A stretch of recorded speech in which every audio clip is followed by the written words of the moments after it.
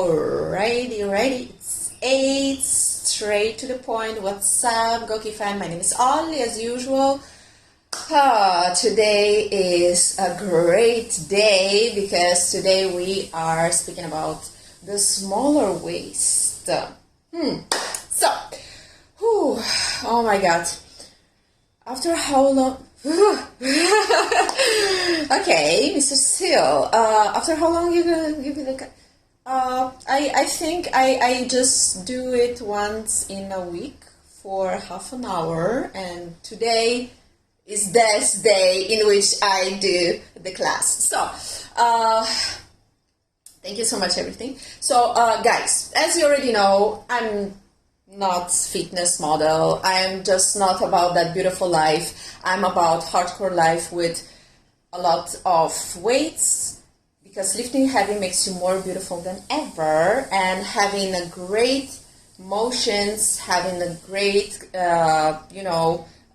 this mind and body connectivity, it's better than just like having a great biceps and then chicken legs. So, as you already know, I'm a power lifter. So I am experimenting on myself a lot of things just to straighten up my core, straighten up my muscles, connection between the mind and the body.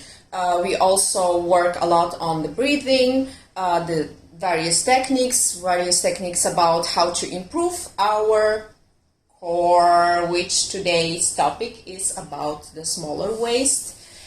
And let's get it on, because let me just, I hope this light will not kill myself. Okay, cool, perfect. So, everything is okay, and see you 15, 16, and 17 at the Mr. Olympia, which will be held in Mumbai. So, me, Kai Green, and other bodybuilders and powerlifters and a lot of other things are there. So, you might actually drop by if you're interested, just to try out new products. Fasten Up will be there. So if you are not like secure, like saying, okay, I might not have it, but I'm kind of don't know what kind of flavor is this or that, etc. You have like at least 20 to 50 stalls in which we can just like, you can just drop by, decide which one is better for you, what you want to use, what not, etc., etc., etc., etc. It's up to you.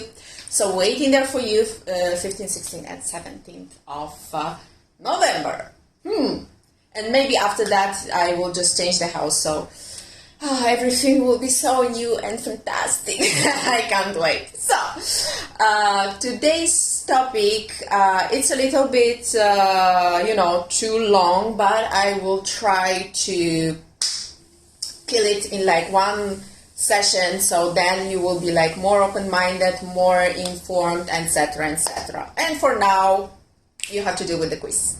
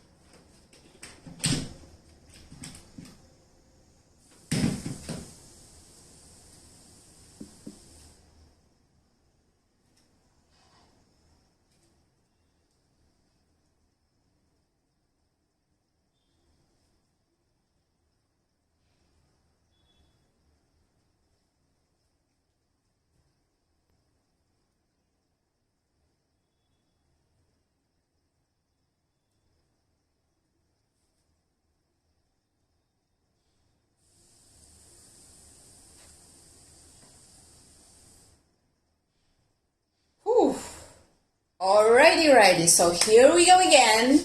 Welcome back.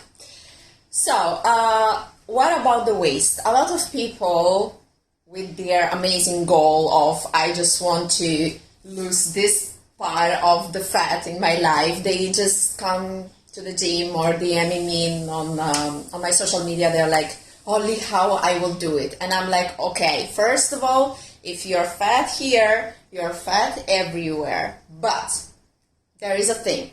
We have two kinds of fat.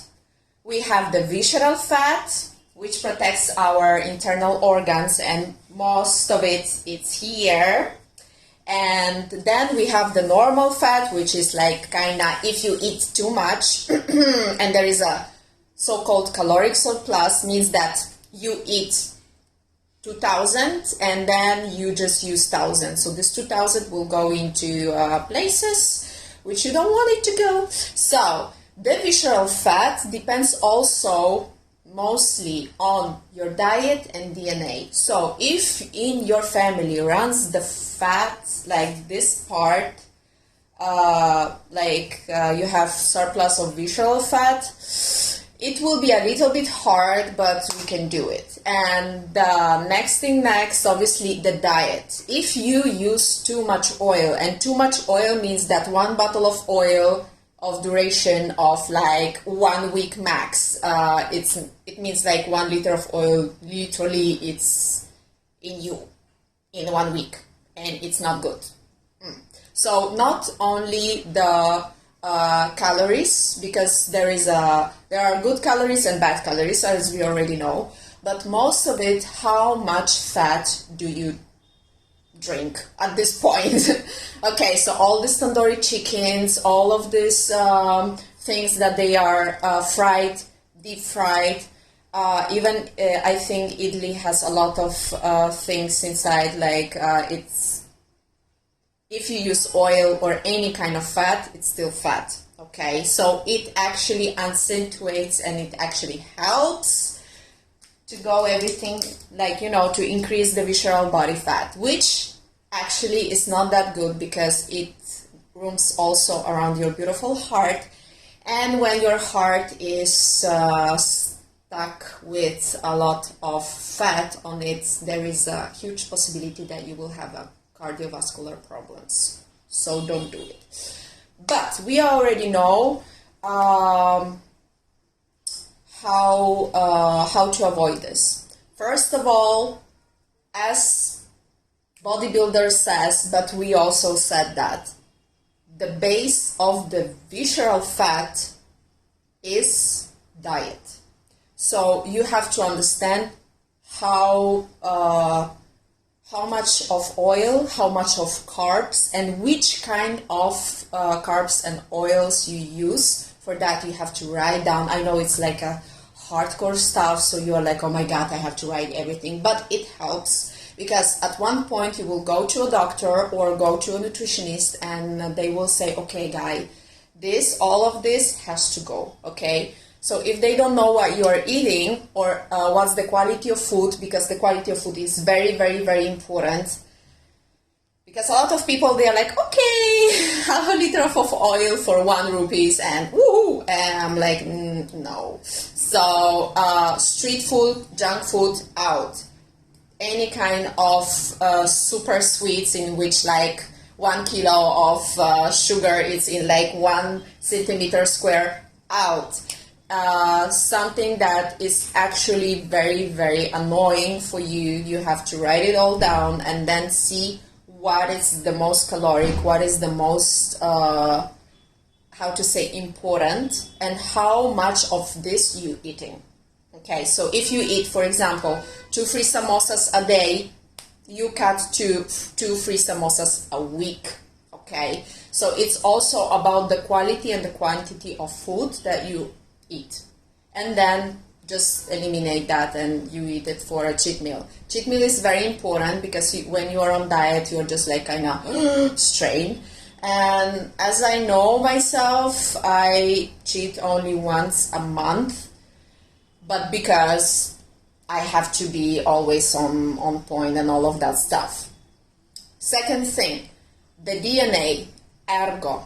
a lot of people in your family has the visceral fat and has that kind of figure that the fat accumulates very easily in this part. Well, there comes the thing. So once you understand that this runs in your family, you can actually do something with that. First of all, obviously the step is diet. Second of all, you have to exercise in the proper way. What does it mean? Always engage your trunk. It's called core. The second thing that you want to do is to squeeze the best of your time. Means that if you're sitting 24/7, and a lot of people are from the corporate, so you're kind of sitting 8 hours a day, so you are not exercising, so you're not moving, plus you're eating a lot of oil and a lot of carbs, bam, you have something like this. So one thing that you want to do for yourself, a part of all of that, is to move all the body. So all the body is great, better connected with brain. And then whenever you will need to understand new exercise, etc., you will understand right away. So a lot of personal trainers, I know that they will say to you, okay, so you have to do the crunches, you have to do some rise ups, etc., etc. Wrong. So stay with me. The first exercise ever that will actually get rid of this part of the fat, not the visceral fat, but the normal fat that is on your stomach, is the ones that trains all the body. So it calls multi-articolare. I'm gonna show you one thing called Turkish sit-up, which is pretty hard to do, needs a little bit of time, but once you understand it, boy oh boy, if you will have better figure, better movement, and better muscles. Okay, there are two things that usually no one says to people, I don't know why. You train usually or your muscles or the movement. When you train your muscles, you increase the volume of the muscle, but then that's it. Your muscle might be bigger, but nothing more, nothing much. Like, you will never reach the highest possibilities of your body if you will train only the muscle. Then the muscles are connected. But the problem is, if you are doing all the muscles separately, they will not understand that. So when it will come to a proper movement, a lot of bodybuilders, a lot of fitness trainers will not do that. Why? Because their brain will not connect all of these things. It will be too much information and they will fall. And the second thing that a lot of fitness models and all of that stuff, they don't exercise the trunk. So it's kind of, the posture is not that good. They are doing all of this exercise while they are doing biceps or whatever they are doing there. And mostly girls are doing only legs and lower body, and guys are doing the upper body, and that's it. And this is funny because at the end of the story, they don't realize that from here till here, it's like, should be all in like totally normal body. So we already know what it is. We all want to be beautiful everywhere. And the second thing, when you do the movement, that's the most important thing. When you do the movement, you teach your brain how to connect with your muscles and how the muscles should interact with each other. So it's better because it teaches your muscles how to be stronger all together. So, Turkish sit-up. We have like 70 minutes. Alrighty, so I'm gonna do one thing. I'm gonna just lower this. I'm just gonna lower this, and I will try to fit in one thing. Okay, ladies and gentlemen, Turkish sit-up. Okay, so I'm gonna take one dumbbell. You can do it with kettlebell, but let's start with one dumbbell because it's one of the things that you can start with no problems. And I'm gonna do one variety which is like less harmful. Okay, so two things that you have to understand: that you do push and pull in this exercise, and the second thing, always look at the dumbbell. Always. So, because if not, you will lose the connection and then the dumbbell will fall. So, one thing. First of all, you just lie down. Okay, you have your dumbbell, you have it, I like to have it usually in the left, then you can do it to right. You just go to sleep, okay, so you are sleeping, okay. Basically, what you do is, you take your dumbbell and you push it away from you. You shrug your shoulders, okay. The opposite hand of the dumbbell goes at 45 degrees from your body. So it's not here, 45 degrees. Okay, so it's here. It forms half of the letter A. The legs are basically more or less on the shoulder, side. Okay, so 45 degrees, bam. Lie down. The same leg, which is basically on the same part of the dumbbell, does 90 degree, and you place it here. Okay, so 90 degree, 45 degrees. Okay, you look always at the dumbbell. You kind of shift your ass a little bit to the side of the to the side of the dumbbell, and you push the dumbbell up, and right now you are in the position in which your body is like moving the 90 degrees, okay, here. So this is the first movement that you do. So you kind of, once again, you're lying down. You put your leg at 90 degree. You put the arm at 90 degree. You shrug your shoulders and you move a little bit your ass to the side and you stand up. Okay? This is the first movement. Then you do one thing. While you're pushing your dumbbell further, you kind of stand up, and this is like this should be the movement. Okay, so you kind of stand up, looking always at the dumbbell. Alright, so this is how you do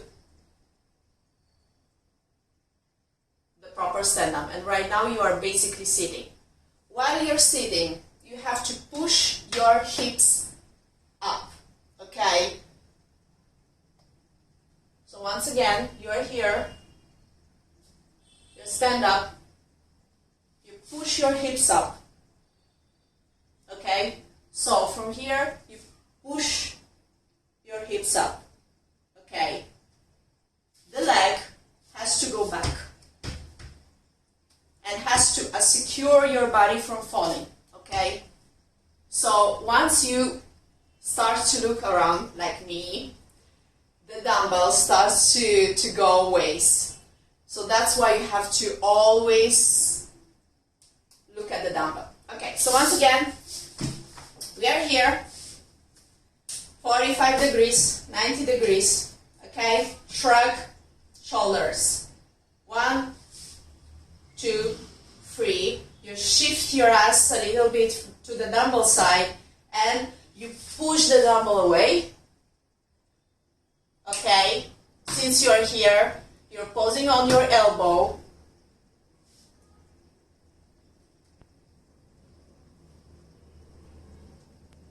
You're standing up. You push your hip away. Okay, in this position, you place your leg behind you and you slowly stand up. Now, in this position, if your leg, for example, Your leg is standing up here. You are in the great position just to stand up. Bam. That's it. I understand it's hardcore. So, the technical part of that is you move all the trunk. You move the 360 degree of your trunk. So your trunk will understand how it works. Then, with this movement, you work your muscles. You work the triceps, you work the biceps, you shrug your shoulders. So you work out also your shoulders because you have to have some stability, right? Right. Then, once you in this position, which you pushed up, all this part is working, okay? So, then the position of 45 degrees, not this, this, okay? So 45 degrees, it's like a letter, half of letter A. So once you shrunk your back, it gives you more push, okay? Then the next thing you have to move your ass to the dumbbell direction, because you have to push with your trunk, push yourself away from the floor.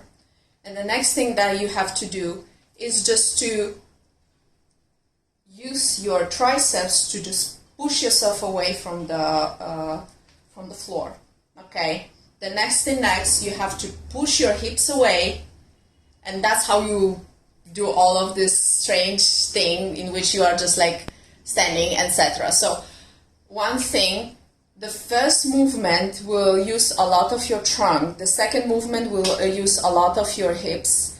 The third movement and the last movement that you have to do is to understand how to put and secure your body with your leg. Okay, so once again, at the end of the story, you will do even the split squat, and then you just stand up. Okay, so let me just tell you once again. So once you have it here, push it away, shrunk the shoulders, 45 degrees, 90 degrees. Okay, move your ass, push yourself away. Always look at the dumbbell. Continue to push yourself away. You can move the hand if you want. It's not a problem. Then push the hips up. Okay. The leg goes back. You have to do this. Secure your back. Split sit up. Stand up. Okay, so this is the split sit-up more or less, right? And all you have to do is just stand up. Then the reverse thing is all the same, but then the reverse thing, I think it's a little bit too complicated. So let's just leave it for now. But this is one of the movements that science says that has more... wait a second, I'm just gonna... This is one of the movements that actually secures a lot of trunk strain. It's training your mind, because you have to understand where your body is, etc. One thing that a lot of people will not say that to you, that you actually have to always have your ass tight, so it actually secures your lower back. So, I know it's a pretty hard thing to understand everything, but don't worry. The lesson is pretty long. It's 30 seconds. Oh my God, 30 minutes. So, okay, we have 3 minutes more. So if you have any questions, I'm here. If you are too stressed to understand this one, I think that you have to just, once again, rewind everything and understand how it works for you. Start to do it with the part of your body which you think it's stronger. For me, it's the left side, so that's why I'm just like, okay, let's do it. The next thing, understand which is 45 degrees for you, understand which is like 90 degrees for you, then understand that you have to actually push yourself with leg and your bum. And the thing that you actually want to do always is look at the dumbbell or kettlebell, because if you don't look at them, they will go places. Always have your shoulders shrunk so they are all in position, so then nothing will happen with your spine. And this is one of the greatest exercise from far Turkey.